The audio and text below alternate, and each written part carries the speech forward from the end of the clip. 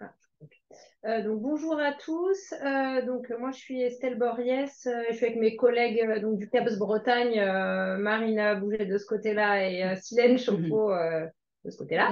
Je me vois en inversé dans l'écran, donc ça me déstabilise un peu.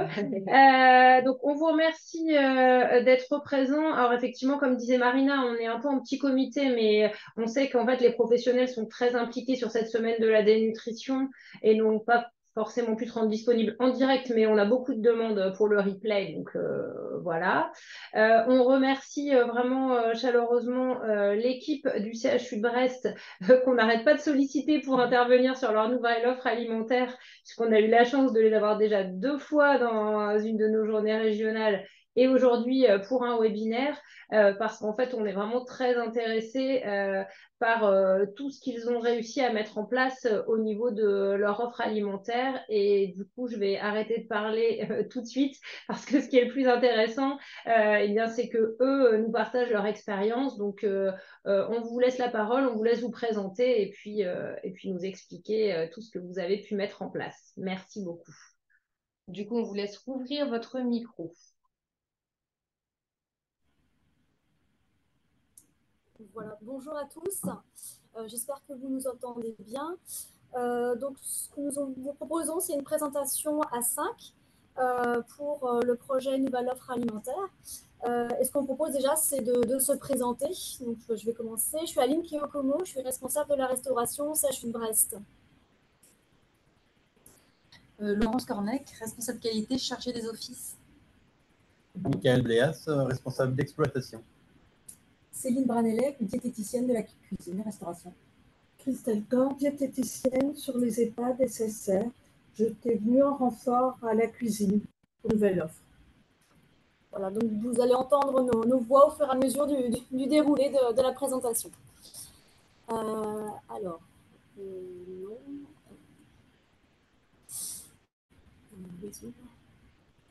Alors, on va partager ici.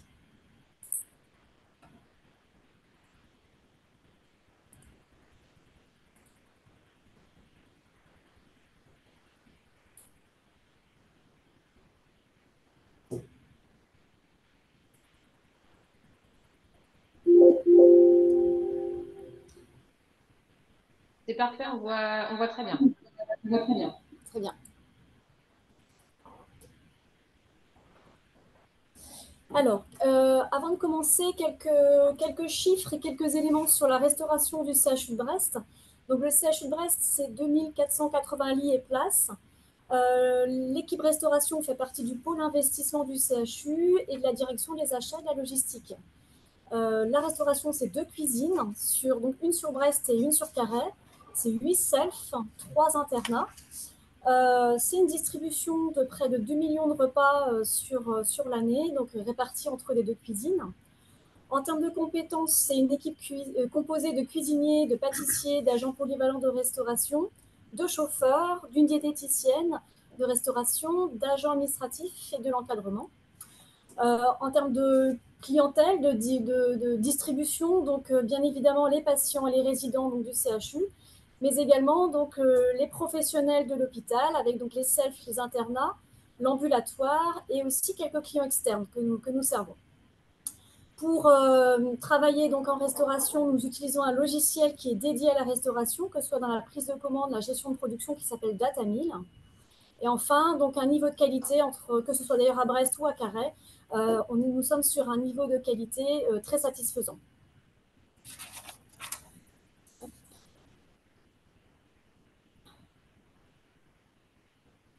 Alors, pour donner quelques éléments du contexte du projet, donc tout a démarré par un audit de restauration qui a été réalisé en 2018. À cela, donc, la loi Egalim, que beaucoup d'entre vous certainement connaissent, qui est de favoriser une alimentation saine, sûre et durable, donc avec 50% de produits durables, dont 20% de produits bio, de lutter contre le gaspillage alimentaire. Donc, par rapport à l'audit et à cette loi, donc, un plan d'action a été déterminé pour donc, améliorer l'offre alimentaire au CHU de Brest et également de lutter contre la dénutrition. Donc, en termes de méthodologie, plusieurs groupes de travail se sont mis en place, pluridisciplinaires, donc, pilotés par le service restauration, composé donc de personnes, bien sûr, de compétences restauration, du clan, du médecin gériatre, de la direction du pôle personnes âgées, des diététiciennes, les cadres et cadres supérieurs de santé, et puis également l'informatique. Donc, point important, on y reviendra tout à l'heure. Donc, sur ce projet-là, il y a 3 axes de travail qui ont été définis. L'axe nutrition, restauration et hôtellerie. On va les détailler. Donc, la nutrition, le premier groupe de travail, l'idée, c'était donc de définir les objectifs nutritionnels. Donc, on va vous les présenter. Et donc, d'avoir un cahier des charges pour que l'équipe restauration, dans un deuxième temps, puisse travailler. Donc, justement, le deuxième groupe, la restauration, donc l'idée, c'est de proposer des réponses à ce premier groupe nutrition et d'adapter derrière nos pratiques, nos process de restauration. Et enfin, le troisième volet, c'était le volet hôtellerie. Comment bien distribuer, adapter notre distribution repas selon les besoins des patients ou des résidents du CHU. On commence par le volet nutrition. Donc, au niveau de la nutrition, donc, il y a eu un groupe de travail qui a été mis en place donc, avec des diététiciennes des services de soins, diététiciennes de la restauration. Et tout ça a été validé par le clan.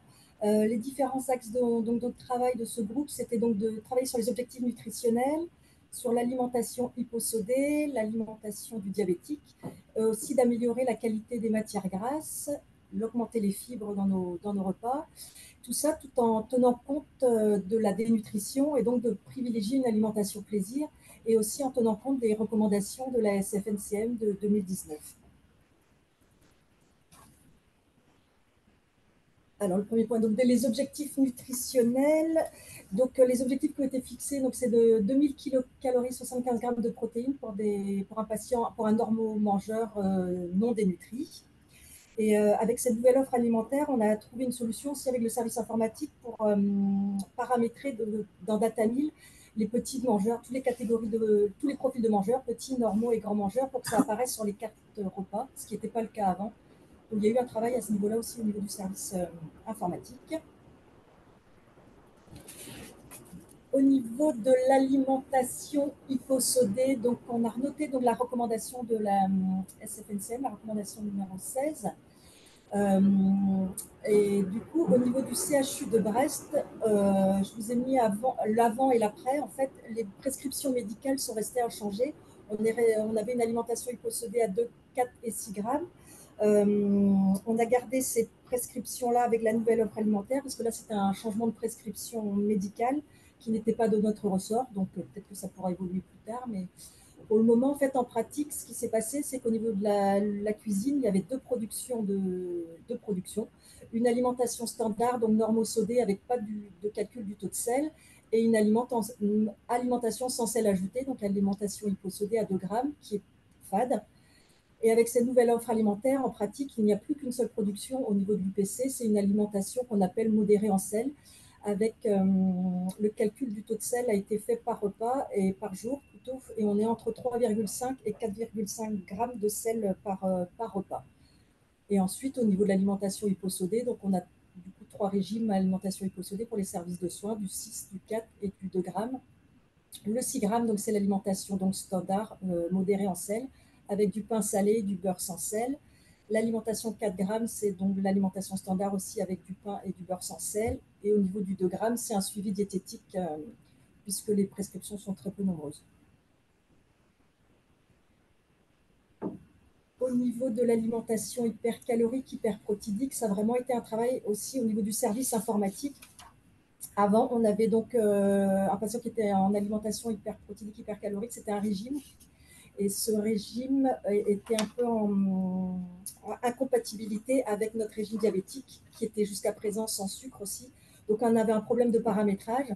Donc là, il y a eu un travail avec le service informatique pour… on a maintenant, à l'heure actuelle, dans le dossier DataMill, parce qu'on est sous DataMill au niveau de notre prise de commande des repas, il faut juste cocher une case HPHC pour les patients qui sont dénutris. Et du coup, dès que le patient est dénutri, ça ne prend pas la priorité par rapport à toutes les autres alimentations thérapeutiques et par rapport à l'alimentation diabétique qui nous posait principalement problème avant cette nouvelle offre. Et donc, lorsqu'un patient a une alimentation calorique hyperprotidique. On lui propose des enrichissements midi et soir, un dessert enrichi. Et les autres changements donc, dans cette nouvelle offre alimentaire, c'est l'augmentation des fibres. On a rajouté une composante fruits le midi qu'il n'y avait pas avant. On a aussi amélioré l'alimentation du diabétique en intégrant un dessert sucré, ce qui n'était pas le cas non plus. Et on a fait un calcul des taux de glucides par repas. On s'est fixé entre 60 et 70 grammes en fait, de glucides par repas. Donc ça, c'est une grosse avancée aussi dans cette nouvelle offre alimentaire.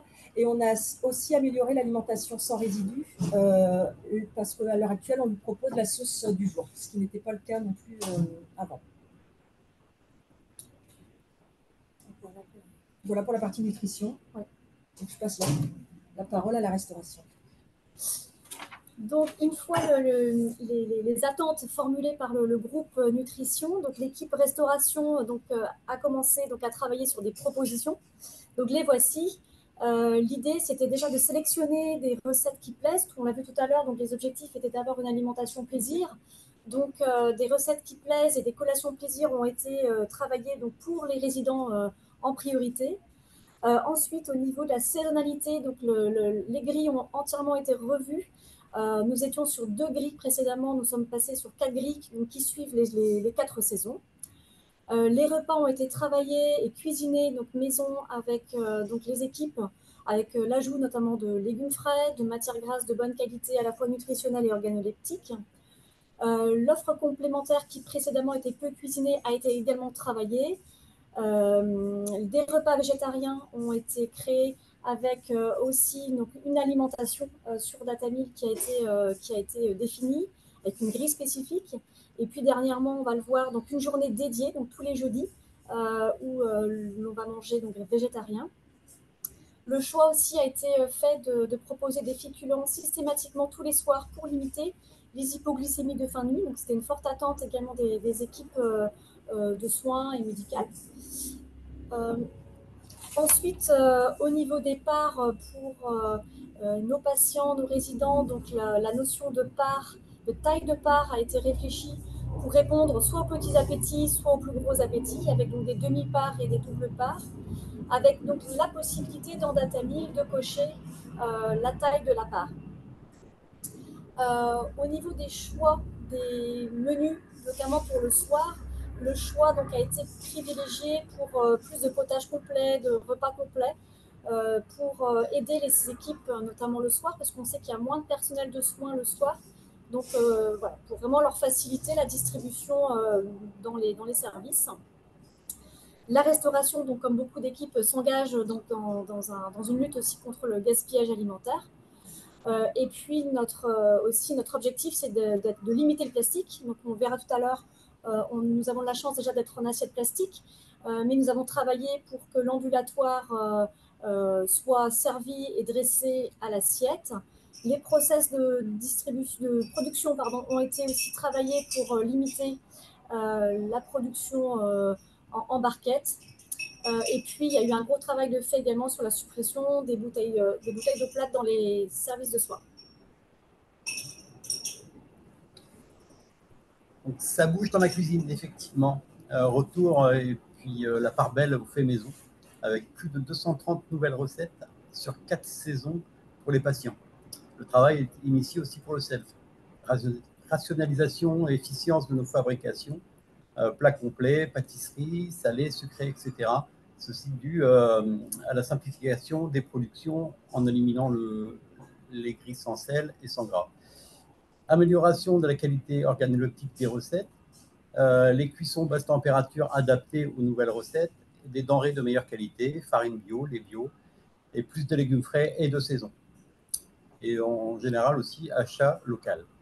Au niveau RH, le deal était un ISO RH comme existant, donc réorganisation des ateliers selon les productions et les grilles saisonnières. Renforcement de l'entraide entre ateliers et développement des compétences, programme interne de formation continue.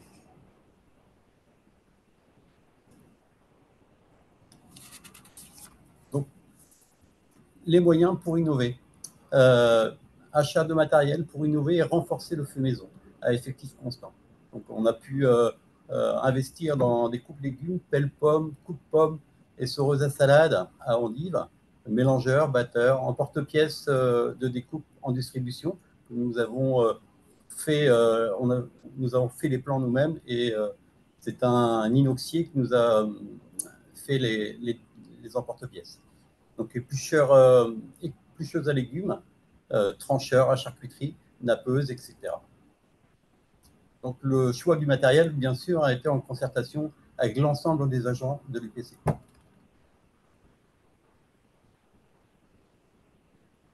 Alors, on passe sur le volet, le troisième volet du projet, qui est le volet hôtellerie, sur la notion de distribution des repas. Donc, comme dans beaucoup d'établissements, en fait, on a deux modes de distribution, soit en plateau, soit en multiportion pour les EHPAD, la psychiatrie et la pédiatrie. Donc, en ce qui concerne les plateaux, on est en train de finaliser le déploiement de nouveaux chariots dans les services de soins. Donc des chariots, des petits chariots maniables de 24 plateaux qui permettent le maintien au froid et la remise en température. Voilà. Donc, comme c'est des chariots plus petits, on a participé à la création d'une vaisselle adaptée. Donc, déjà parce que les plateaux sont plus petits aussi, et puis on s'est surtout basé sur les besoins des personnes âgées. Donc, en fait, on était déjà en porcelaine, et après plusieurs allers-retours, on a gardé le prototype que vous voyez là, donc une assiette carrée avec des bords hauts. Avec des bords aussi, enfin des bords hauts et des coins un peu arrondis, comme ce qui permet en fait au couvert de venir en buter contre le bord de l'assiette. Donc ça évite que les aliments débordent en fait de l'assiette pour les personnes âgées. Avec un couvercle plastique, donc un visuel beaucoup plus joli en fait, parce que ça met bien en valeur le plat. Des cloches plastiques plus légères, moins bruyantes aussi en chaîne, ça compte.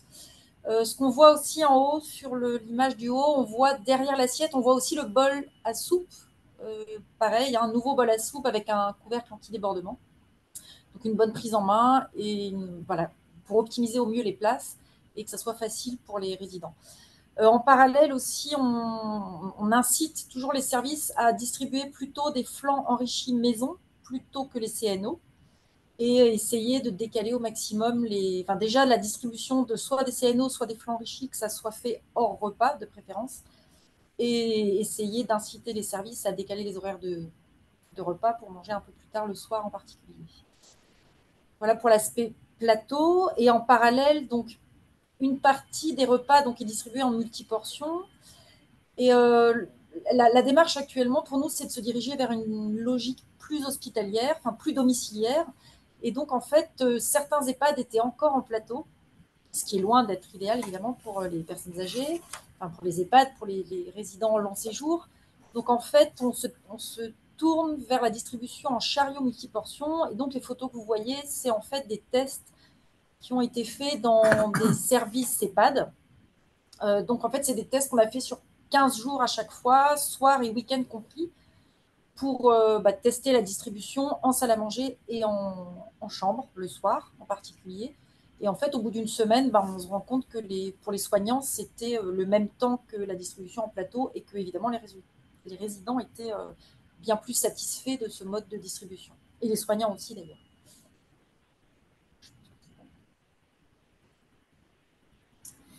Alors, avant d'arriver à la mise en place, bien sûr, il y a eu plusieurs étapes pour un lancement réussi. Donc, voici quelques exemples. Donc, il y a eu tout un travail préparatoire, notamment par les équipes restauration. Donc, en premier, la révision de l'offre menu, définition des menus selon les critères nutritionnels et gustatifs, et les grilles saisonnières, écriture des recettes, choix des ingrédients, formation des équipes, restauration. Il y a aussi le volet réorganisation de process en ISO RH et ISO coût restauration, important. Écriture des process, réorganisation des ateliers en lien avec la réalisation du fait maison et de la diminution des régimes. Ensuite, il y a eu aussi une réorganisation au niveau informatique. On avait fait clignoter initialement le petit warning là, parce que c'est vraiment un gros sujet. Enfin, le travail avec le service informatique a été très important parce qu'il y a eu une révision donc, du dossier Data 1000 avec un retravail de la carte plateau, un paramétrage des nouveaux menus. On a mis en place des nouveaux menus et le reparamétrage de tous les plats par rapport à au changement des alimentations thérapeutiques, de passer avant dans le logiciel Data 1000 on cochait sans sel, maintenant c'est une alimentation hyposodée 4 grammes. Donc tout ça a amené un travail important avec le service informatique et aussi au moment de la bascule, il a fallu changer les régimes des patients. Justement, le patient qui était en hyposodé 4 grammes, avant on le cochait sans sel dans Data 1000. Le jour J, le jour de la bascule, il a fallu le passer en alimentation hyposodée 4 grammes. Donc il y a eu un gros travail avant de préparatoire avec le service informatique qui est vraiment très important lors de la mise en place de cette nouvelle offre. Et qui a demandé beaucoup de temps au niveau du service diététique aussi et de la gestion de production, au niveau de la mise en place, au niveau de Data 1000, de la mise en place de tout ça au niveau informatique.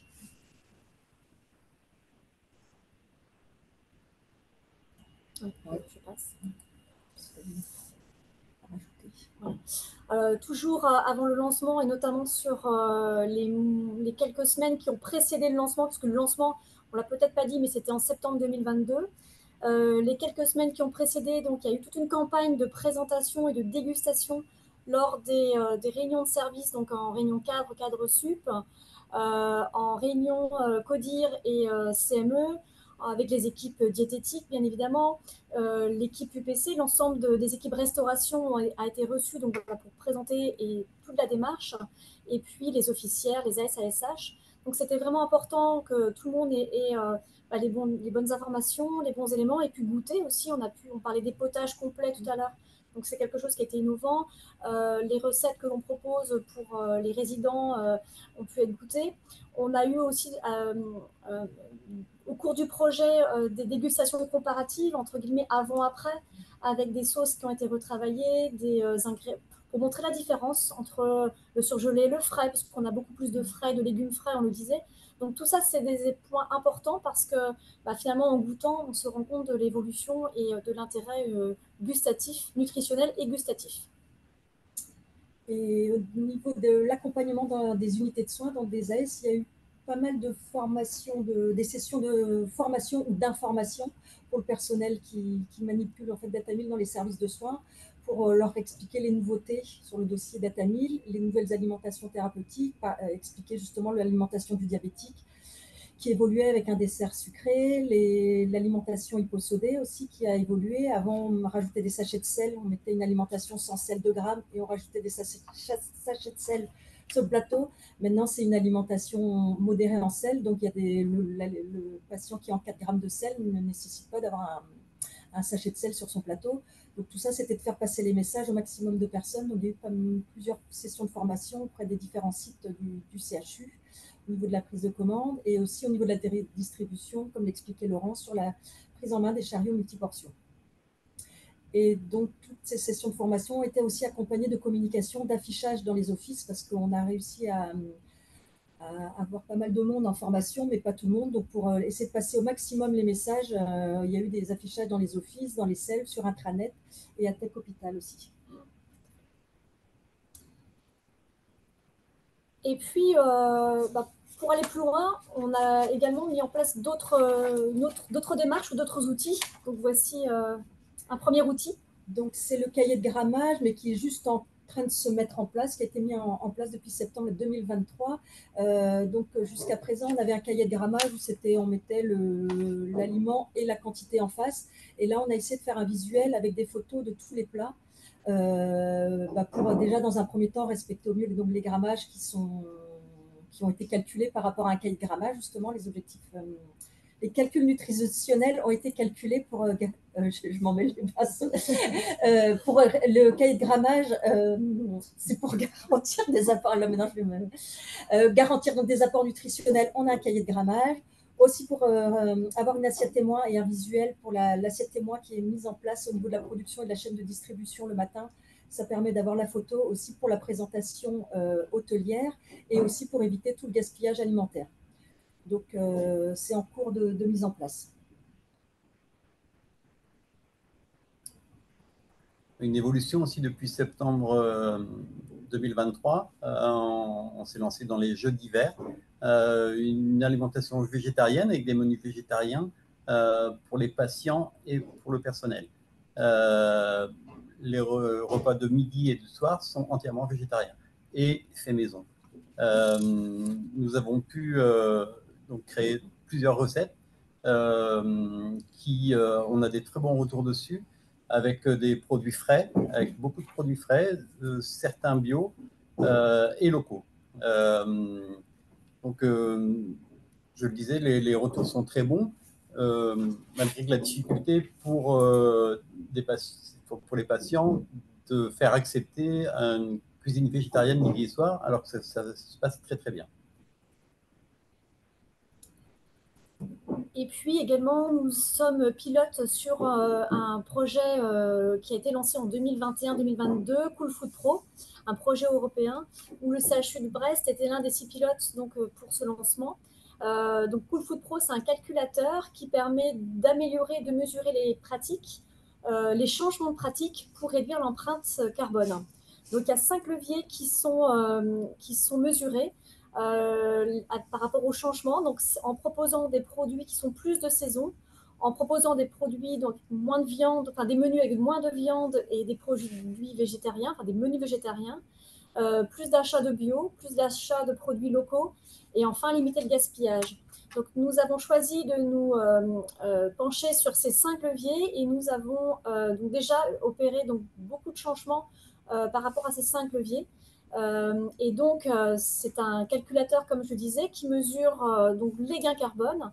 Et par rapport à ces changements de pratique, sur 1 an et demi, nous arrivons déjà à un peu plus de 500 tonnes de carbone économisées par rapport à nos changements de pratique. Donc, c'est quelque chose qui se calcule tous les mois. Donc là, tous les mois, nous mesurons nos modifications de menu, nos modifications d'achat.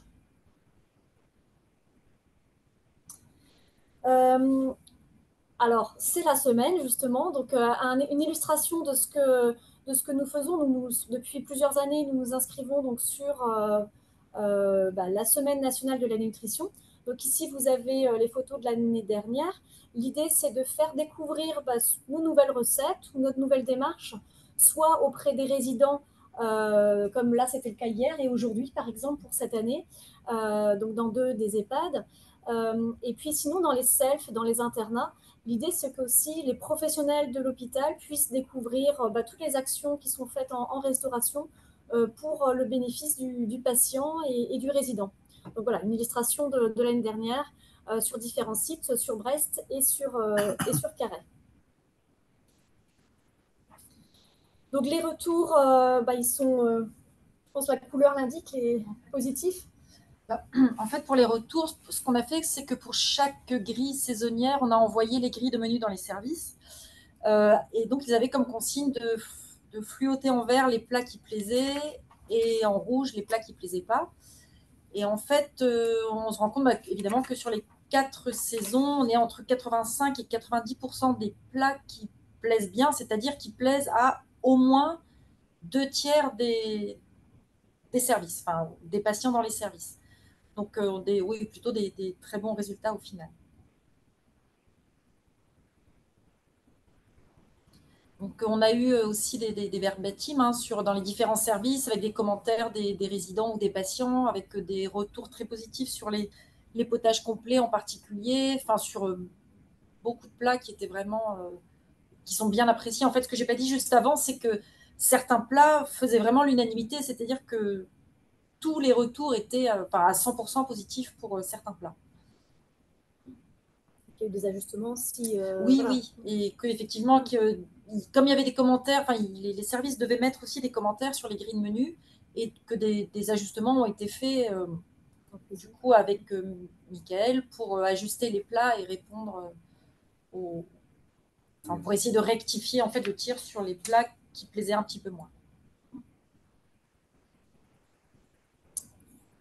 Donc, pour conclure sur ce projet et sur la présentation du jour, donc c'est un projet pluriprofessionnel comme on vient de le démontrer. donc qui permet d'associer à ce projet institutionnel de tous les acteurs de l'hôpital et qui est partagé par tous, de lutter contre la dénutrition, c'était quand même l'objectif numéro 1, donc avec une alimentation plaisir, de partager les attentes des différents services. On l'a vu avec les chariots, par exemple, on a vu avec les assiettes, et donc de comprendre les contraintes de chacun, d'intégrer le service restauration aussi d'un CHU dans la participation aux soins, donc c'est aussi valorisant pour les équipes de restauration, et justement de donner une équipe managériale et du sens au travail de métier de cuisinier.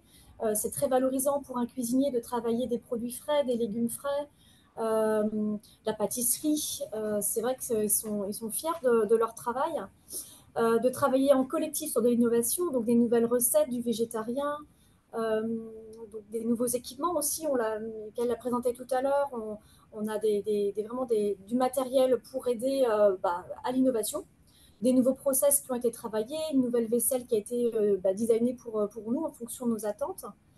Et puis participer également au développement durable, alors pour faciliter justement la mise en place des GaLim, choisir nos denrées qui rentrent dans la composition de nos menus, travailler sur la diminution du plastique, même s'il y a encore à faire, mais en tous les cas, on a bien avancé dessus, lutter contre le gaspillage alimentaire, et on l'a vu, voilà, développer l'offre végétarienne.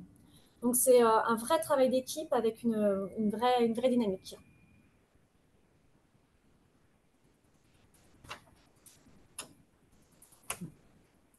Voilà.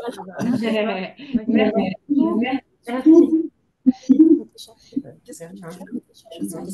Alors, on a un écho chez vous. C'est bon? Ouais. Ah, je crois. Oui, ça a l'air d'être mieux.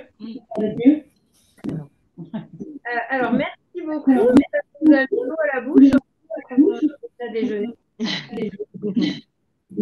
Alors, on a deux questions de la personne. Une question sur les marchés, en fait. Comment vous avez fait, en fait, pour vous fournir sur vos produits bio, locaux, des marchés publics? Enfin, est-ce que c'était des produits qui étaient référencés ou est-ce que vous avez dû travailler là-dessus? Comment vous avez fonctionné? Alors, il y a eu un travail, on parlait de Cool Food Pro tout à l'heure, on était pilote, on a été accompagné par la Maison de la Bio, au niveau Maison de la Bio 29, qui nous a orientés vers des... Alors, il fallait aussi que les producteurs puissent répondre à nos attentes, puisqu'on est quand même sur une fabrication de 6400 repas jour. Il faut aussi que les producteurs en face, les fournisseurs, puissent répondre à nos besoins. Donc, on a été justement, la Maison de la Bio a pour objectif de mettre en relation les fournisseurs et les utilisateurs par rapport à des besoins. Donc, ça a été déjà une aide. Et puis après, donc nous sommes adhérents, donc en tant que CHU, nous sommes adhérents à différents marchés publics, marché Uni-Achat, le Bagad Santé, donc, qui est dans le Morbihan, c'est le marché régional. Et puis également, donc, comme on l'a vu, comme on produit beaucoup, nous avons des attentes particulières et donc nous travaillons en MAPA avec notre acheteuse et l'équipe achat du CHU. Et donc, c'est l'acheteuse qui nous oriente et qui a travaillé avec nous sur la définition des cahiers des charges. Ok, alors j'espère que ça répond à la question. Sinon, Claire, n'hésite pas à reprendre la parole pour compléter. C'est Oldani qui a posé la question. Et nous avons également un accord cadre avec pour les fruits et légumes frais. Et nous avons toutes les semaines, en fait, une révision de notre fournisseur. Donc, nous avons trois fournisseurs à proximité de l'hôpital, voilà, qui peuvent répondre à nos attentes en fonction de nos menus, de nos besoins. Et le fait qu'on soit passé en menu saisonnier, forcément, on touche beaucoup plus de produits frais de saison, cultivés à côté de chez nous. Merci beaucoup. D'accord, merci. Et l'autre question, mais que vous avez dans c'était sur le coût en fait du budget alimentaire. Donc il me semble que vous avez dit que c'était ISO coût, hein, c'est ça sur le budget alimentaire? Oui, alors la directive c'était ça en effet. Alors après il y a eu le biais de l'inflation. Je pense qu'on l'a tous subi au niveau de nos cuisines. Donc voilà, il y a eu quand même ce biais de l'inflation.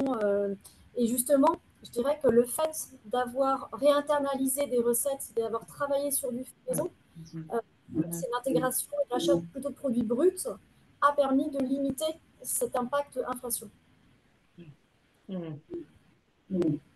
Et par oui, contre, si je me trompe pas, vous avez dû avoir un investissement conséquent en termes de matériel. C'est ça. Ouais. Effectivement, on ne partait pas de zéro non plus. Le matériel existant était là. On produisait quand même beaucoup. Mais c'est vrai que la réflexion a été de quoi avons-nous besoin pour arriver à produire ce qu'on voulait faire.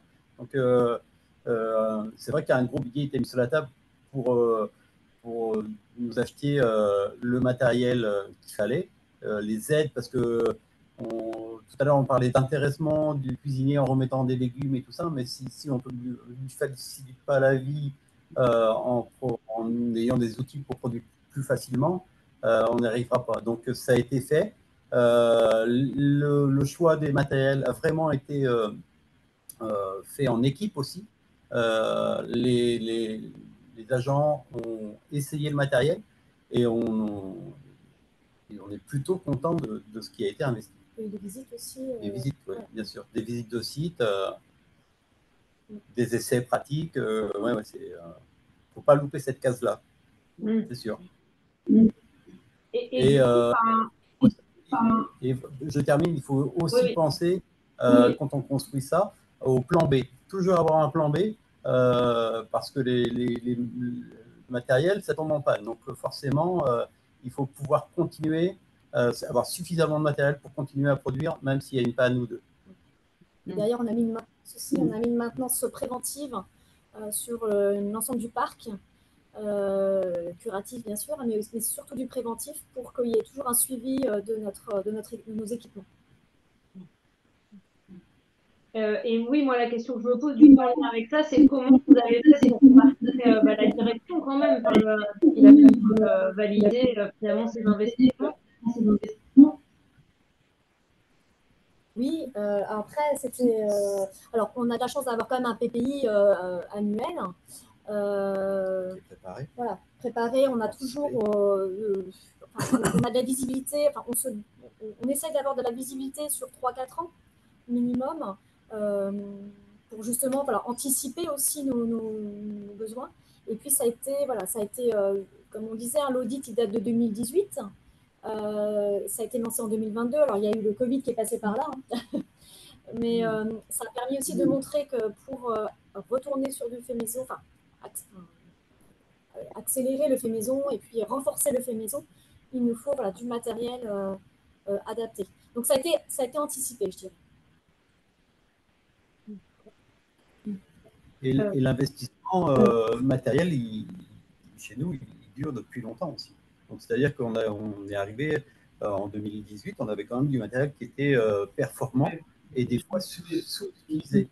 Et quand on parle de rationalisation des ateliers, parce qu'on enlève la consonance fabrication sans sel, sans gras, effectivement, du coup, on est meilleur en production et dans l'utilisation de nos machines.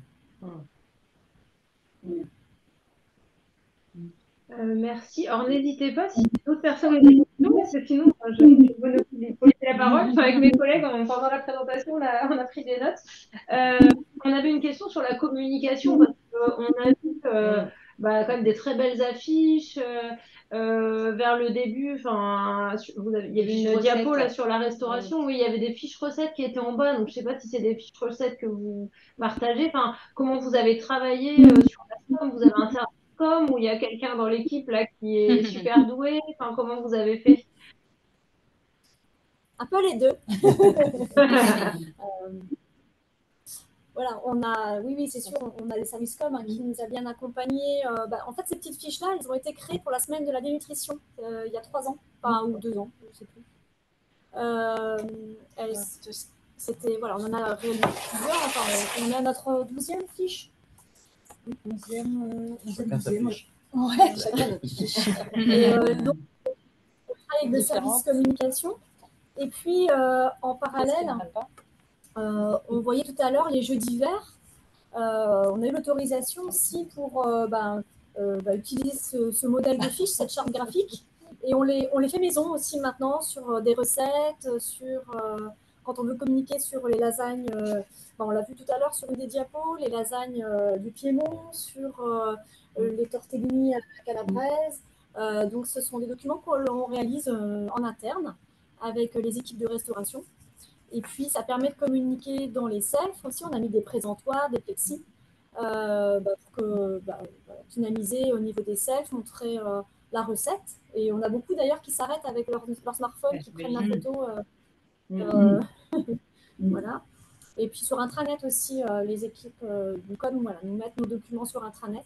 Donc ça permet de communiquer sur la restauration, qui est souvent un métier de l'ombre.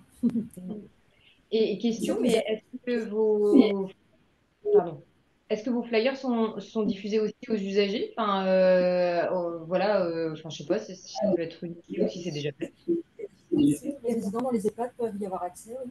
Okay. Par exemple, là, en ce moment, il y a l'animation semaine de la nutrition sur une des résidences. Et on a 3 personnes de l'équipe restauration qui sont parties faire déguster des nouvelles recettes pour avoir l'avis à chaud, à chaud des résidents.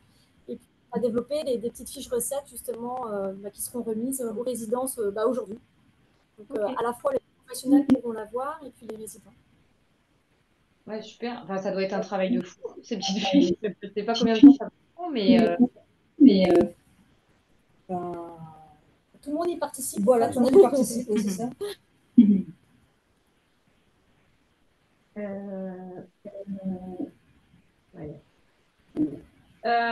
C'est bien. On s'est posé la question sur le service informatique. On avait échangé ensemble déjà avant. Enfin, on sait que ça a été cette collaboration essentielle avec le service informatique pour réussir à aboutir sur le projet. Et bon, il y a eu des hauts et des bas. Du fait des ressources RH, c'est parfois complexe. Et aujourd'hui, est-ce que vous avez toujours quelqu'un de dédié peut-être au service informatique? Comment ça se passe pour continuer éventuellement à faire évoluer Datamil je vois une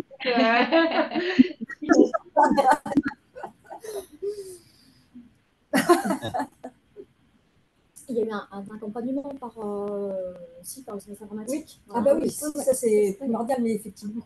C'est primordial. Oui, ça conditionne en fait la réussite.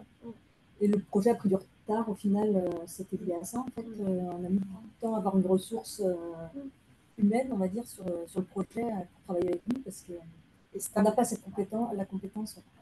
Et après, en interne aussi, on a orienté l'émission d'une des agents restauration, une des cadres, sur justement la mise à jour, parce que comme on évolue au niveau de nos recettes très régulièrement, il faut toujours mettre à jour en permanence mettre à jour nos stats et nos requêtes, nos documents pour être utilisés dans l'ensemble des ateliers.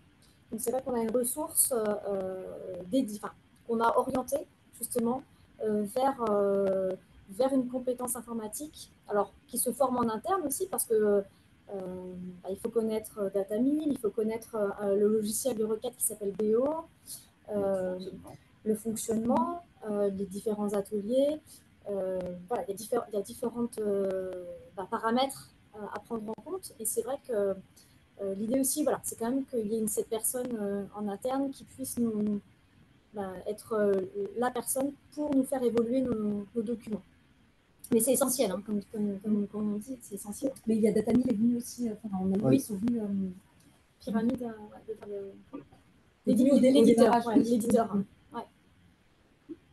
Qui a permis de montrer les possibilités de logiciels qu'on ne connaissait pas. Et puis les évolutions aussi, puisque Datamil, on l'a depuis 20 ans, 99. Pourquoi tu me regardes? Donc Datamil est en place depuis quelques années. Donc c'était important aussi que l'éditeur nous montre les nouvelles fonctionnalités, parce que d'ailleurs c'est quelque chose qu'on a pu faire évoluer sur les extensions de recettes, sur les nouveaux codes. Donc, c'est un tout. Moi, j'ai encore une dernière question, mais après, j'ai vu passer rapidement sur une slide une réflexion sur les horaires des repas. Ça m'intéresse beaucoup. Est-ce que vous avez réussi à faire bouger en fait les horaires enfin, je pense aux jeunes nocturnes, hein, je pense que mes collègues qui sont en ligne ont peut-être eu cette idée-là aussi. On sait que c'est très complexe quand on en discute dans les établissements parce que ça impacte énormément de réorganisation. Donc, est-ce que vous avez réussi à faire quelque chose à ce sujet-là? Enfin, c'est vrai, c'est des choses quand les réunions qu'on avait avec les services de soins, c'est vrai qu'on en parlait régulièrement, sachant qu'on n'a pas, nous, la main directement dessus, hein, mais c'était quand même des choses qu'on... Voilà. Et certains services ont quand même reculé les horaires le soir. Donc, pas énorme, hein, des fois une demi-heure, mais c'est mieux que... Voilà.